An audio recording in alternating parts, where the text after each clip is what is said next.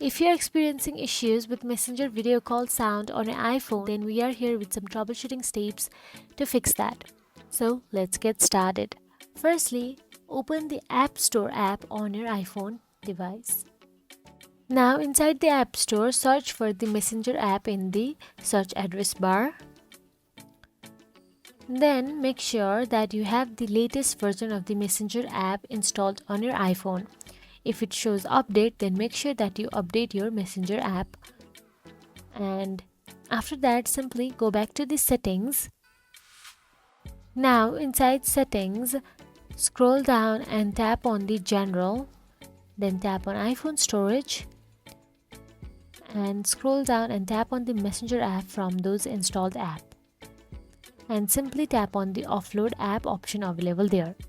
So offloading an app on iOS allows you to remove the app from your device while keeping its data intact. So that is it, guys. If you found this video helpful, please like, share and subscribe our channel, and thank you for watching.